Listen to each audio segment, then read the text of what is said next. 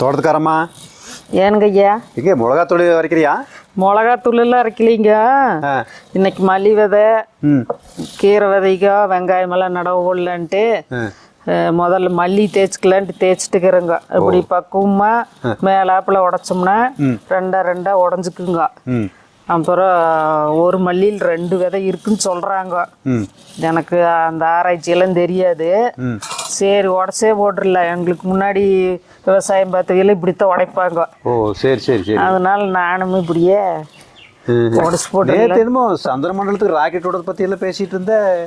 மல்லியில் எத்தனை விதை இருக்குன்னு தெரியாதா? சந்திர மண்டலத்தில் ராக்கெட் விடுறன்னு பேசுனேன். அதெல்லாம் தெரியுது, இது தெரியல பார்த்துக்குவே. கனவு கண்டாய்க்கல என்னமோ. என்னை பற்றின கனவே தான் வரமாட்டாக்குது உங்களுக்கு. ஆமாம், நீ எப்பவுமே மிரட்டுற மாதிரியே கனவு இருக்கு. ஓ அப்புறம் எப்படி ராக்கெட் விடுற மாதிரி கனவு வந்தது? பாருங்கள்ல, ரெண்டா உடச்சாச்சுங்க. இப்படி உடச்சி கொண்டு போய் போட்டோம்னா நல்லா புழக்கமாக தூவி விட்டுறணுங்க. இன்றைக்கி வெங்காயம் மல்லி இன்னும் பாக்கி விதைகள்லாம் நட போகிறோங்க. வாங்கெல்லாம் என்னென்ன நடுறோன்னு பார்க்கல. பாருங்க, வெங்காயம் நேற்றே எல்லாம் ஒத்தைக்கே பிரித்து போட்டு சோடா மொனாஸு அடிச்சுட்ருக்குறோங்க. இதில் இருக்கிற நோய் கிருமிகளுக்கெல்லாம் நீக்கிறதுக்காக. இந்த நடவு ஓடுறக்க எடுத்துகிட்டு போய்க்கலாங்க.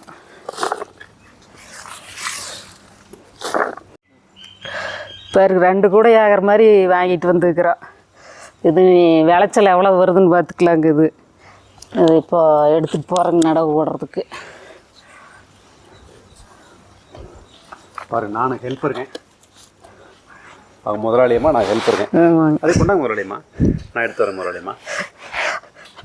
இதை கொண்டாங்க. எல்லாம் கீழே போட்டுறேன், எடுத்துகிட்டு வர்றேன். கொண்டாங்க போதும். ஆமாம், கீழே விழுந்துச்சுன்னா அது வேறு பிரச்சனை இல்லை. அப்புறம் அதை வலிக்கிறதுக்கு 4 கீழே விழுந்தாலும் அப்புறம் இப்படியே முளைச்சிக்க முடியலாம். அப்புறம் எதுக்கு பாத்தி பிடிச்சி வச்சுக்கிறீங்க? எப்படியோ எல்லா பக்கம் முளைச்சிக்குமாச்சு. 3 நாள் அது எதுக்கு இது போய் சேர்ந்துருச்சுன்னா பாத்தியில் முளைச்சி 4 தடவை உழவு ஓட்டி 3 நாளாக பாத்தி பிடிச்சி, இதில் 10க்கு மழை வேற வந்து களை முளைச்சி அதையும் ஒருக்கா கொத்தி விட்டு நடக்கும். புத்திசாலித்தனத்தை கேள.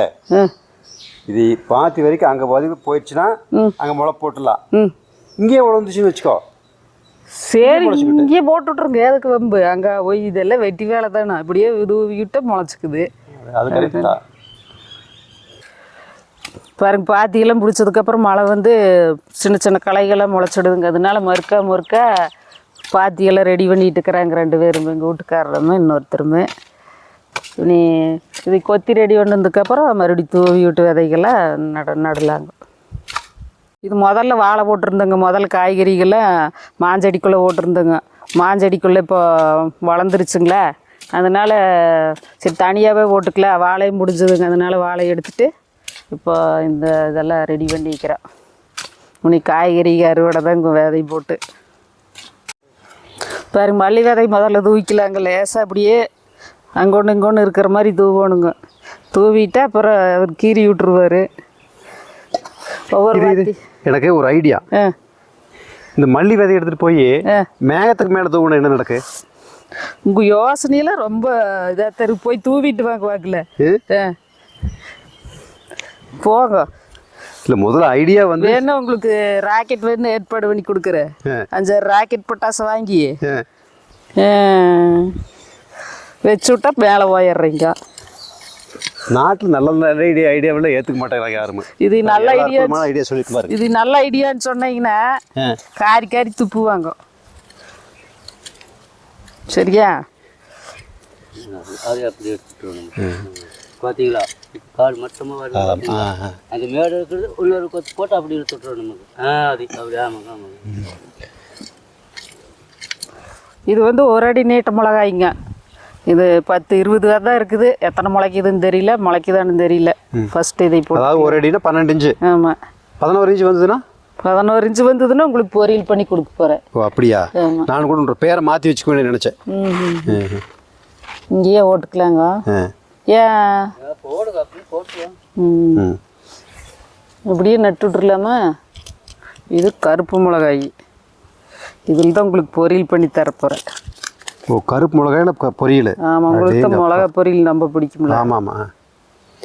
இப்போது நீ திட்டுற போது இருக்கிற காரத்தை காட்டிலுமே இது அதிகமாக இருக்குமா? கொஞ்சம் கம்மியாக தான் இருக்குது. இருந்தாலும் உண்ற காரம் உலகத்தில் எந்த மிளகாய்க்கும் வராது. வந்துடுமா முதலாளியம்மா? ஏனுங்கோ நானே ஆ ஒரு 5-6 வருஷத்துக்கு முன்னால் சீ ட்ராவலிங் அப்படின்னு சொல்லிட்டு ஒரு சினிமா பார்த்தேன். அந்த சினிமாவில் விதையே அப்படியே ஒரு விதை தண்ணி பட்டு வெடிச்சு பரவுது. ஒரு விதை முத்தி போய் அப்படியே காத்தடிக்கிற போது பரவுது. இன்னொரு விதை நாயோ கால்நடைகளுடைய உடம்புல பட்டு அப்படியே ஒரு பக்கம் போற பக்கம் உளுந்து பரவுது. இப்படி பல்வேறு விதைகள் பரவக்கூடிய விஷயத்த சீ டிராவலிங் அப்படிங்கிற மாதிரி ஒரு டாக்குமெண்ட் படம் எடுத்திருந்தாங்க. அது மாதிரி இப்ப நீங்க உன்ற கையில பட்டு இந்த விதைகள்லாம் பரவுது. என்ன ஒரு கண்டுபிடிப்பு! புல்லரிச்சிடுது கையெல்லாம். சரி சாமி, எனக்கு சாக்கோட சாக்க நம்ம ரொம்ப காலத்து சந்தேகத்தை கேட்டுடலாங்க. செல்வி, ஏங்க எனக்கு ரொம்ப நாளாக எனக்கு ஒரு சந்தேகம். இன்னைக்கு கேட்டுற இன்னைக்கு தான் தைரியமே வந்தது. விதை கொட்டிகிட்டே கேளுக்கும். இன்னைக்கு தான் தைரியமே வந்திருக்குது கேட்கறதுக்கு. இந்த எங்க கூட நீ சண்டை போடுற போது எப்படி கல்யாணமான நாள் இருந்து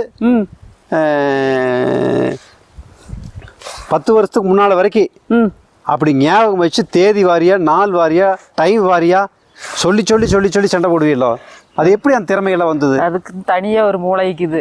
எல்லா பெண்களுக்கும் அது இருக்குது. அந்த மூளை வந்து ஆண்களுக்கு கிடையாது. நான் என்ன நினைச்சேன்னா பெண் குழந்தைகளை அவங்க பிறந்த வீட்லயே அது மாதிரி ட்ரைனிங் கொடுத்துருவாங்களேமோ அப்படி மாதிரி நினைச்சேன் நான்.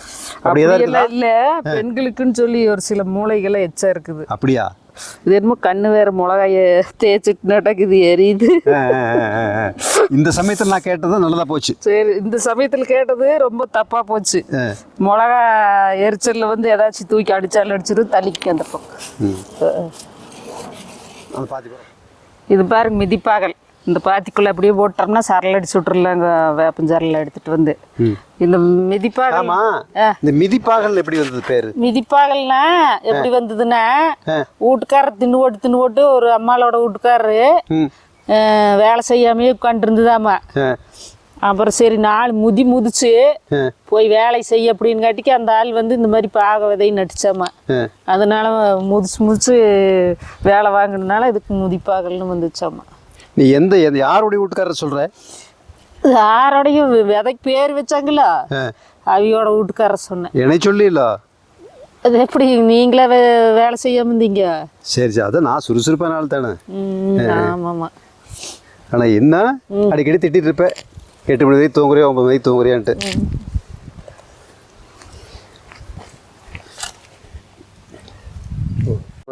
இது என்ன விதை போடுறதுக்கு பறிச்சு கொடுங்கன்னா கோழி வரைச்ச மாதிரி வரைச்சி வச்சுக்கிறீங்க?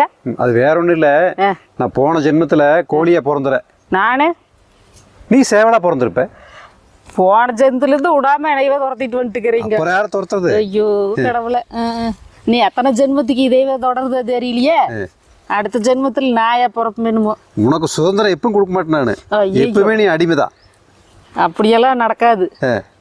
நீங்களா கற்பனை பண்ணிக்கிறீங்க அடிமை நம்மளுக்கு கிடைச்சிக்குதுன்னு.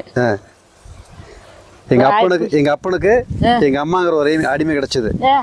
எனக்கு சம்சாரங்கிற ஒரு அடிமை கிடைச்சிருக்குது. உங்க அக்காவியில கேட்டாத்தால தெரியுது உங்க அப்பனுக்கு உங்க அம்மா அடிமையா இல்ல உங்க அம்மாளுக்கு உங்க அப்பன் அடிமையான்னு. அதெல்லாம் வெளியே சொல்லிக்கிறதா? உண்மை என்ன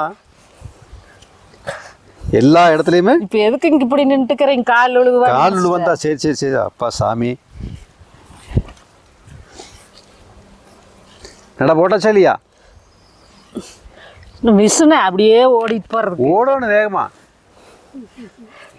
பாருங்க விதையெல்லாம் நட போட்டுக்கிறா. இது சுந்தரியம்மா, அது பத்மாம்மா. 3 பேரும் விதை நட்டுட்டுக்கிறா. சுந்தரியம்மா சூரியகாந்தி விதை நடுது. பத்மா என்ன விதை? பத்மா மக்காச்சோளம், மக்காச்சோளம். சரி அப்படி சுந்தரி இப்போ பாட்டு பாடு சுந்தரி. எப்பவுமே தோட்டத்துல வேலை செய்யற போது சும்மா வேலை செஞ்சா நல்லா இருக்காதுங்க. இப்ப சுந்தரி அருமையான ஒரு பாட்டு பாடுவா.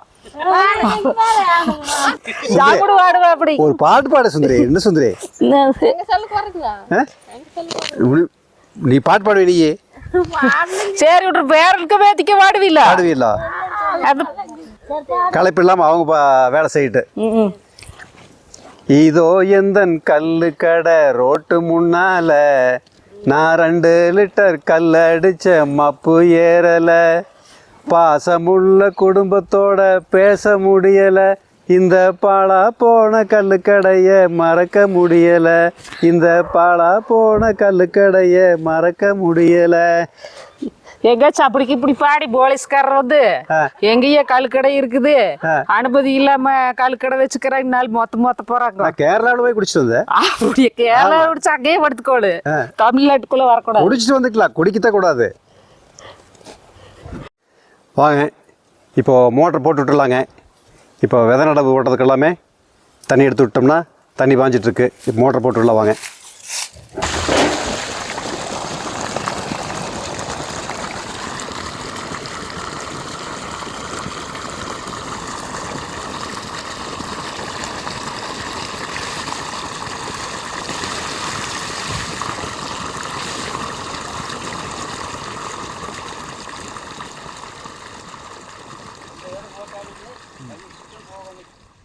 ஓ, கிழக்க மேற்கிருந்து கிழக்க போகணும்.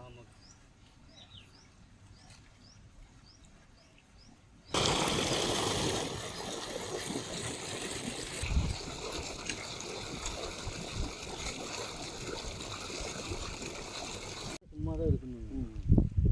வெங்காயம் 3 கிலோ.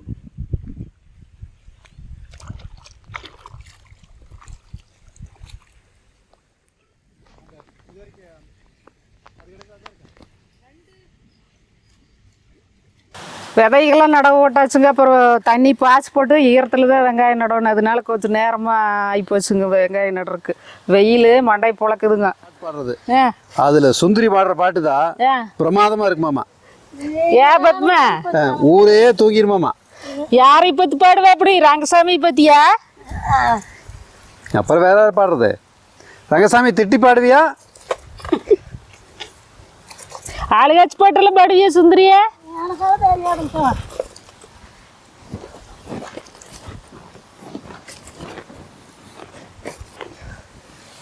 ரங்கசாமி, சரி. இப்போ நீ இந்த பாத்தி போட்டுருக்கிறீங்களா அழகா?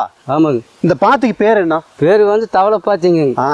தவளை பாத்திங்க. பார்த்துக்குங்க, ஏன் தவளை பாத்தி இதுக்கு பேர் வந்ததுன்னா, இங்கே பாருங்க, இந்த வரப்பில் இப்படி உட்காந்துக்கிறது. ஆமாம், கச்சடா போடுங்கிறது. இப்படி உட்காந்துட்டு இந்த கை போகிற அளவுக்கு இப்படி இந்த களைச்செடியெல்லாம் இருக்கும் இல்லைங்களா, இந்த களைச்செடியெல்லாம் இப்படி பிடுங்கிறது. அதே மாதிரி அந்த வரப்பில் உட்காந்துட்டு இந்த களைச்செடியெல்லாம் பிடுங்கிறதுங்க. இப்படி களைச்செடியெல்லாம் பிடுங்கிறதுக்கு பக்கத்துலேயே இருக்கிறதுனால இந்த நாத்தாங்கால் பாதிக்கப்படாது. அங்கே உட்காந்துக்கிறது, இங்கே உட்காந்துக்கிறது. அதனால தான் இதுக்கு பேர் தவளை பாத்தின்னு பேருங்க. சரிங்க, இன்னைக்குள்ளேயே நடவு வேலையெல்லாம் முடிஞ்சதுங்க. இனி அடுத்து வேறு வேலைக்கு போகிறோம். அதுக்கு முதல்ல கடைசியாக இன்றைக்கி ஒரு விடுகதையோடு இதை நிறைவு செய்கிறோங்க. சுந்தரிமா, பத்மாமா, ஒரு விடுகதை. மூஞ்சி தெரியுற மாதிரி நின்னுக்கிறேன். சரி, அந்த விடுகதை நீங்கள் சொல்லணும். கண்டு பூ பூக்கும், காணாமல் காய் காய்க்கும், அது என்ன? அது கூட தெரியாத அவங்க கிட்ட கேளுங்க எத்தனை விடுகதை சொல்றாங்க பாருங்க. சரி, பார்த்தீங்களா, மரபு ரீதியாக இவங்க எல்லாமே அந்த உழவு பணிகளில் தொடர்ந்து இருக்கிறதுனால இது எல்லாமே சாதாரண விஷயம். இவங்களுக்கு எல்லாம் சொன்னோன்னே டக்குன்னு கள்ளக்காயின்னு வந்தாச்சுங்க. சரி, சரிங்க பத்மாமா, நீங்கள் என்ன பண்ணுறீங்க? இப்போ நீங்கள் ஒரு விடுகதை கேளுங்களேன். என்ன பத்மாமா, சுந்தரிமா, அவங்களுக்கு தெரியாதுங்கிறதே ஒரு விடுகதை தான். ரைட், ரொம்ப நன்றிங்க. அடுத்து மறுபடியும் சந்திக்கலாங்க.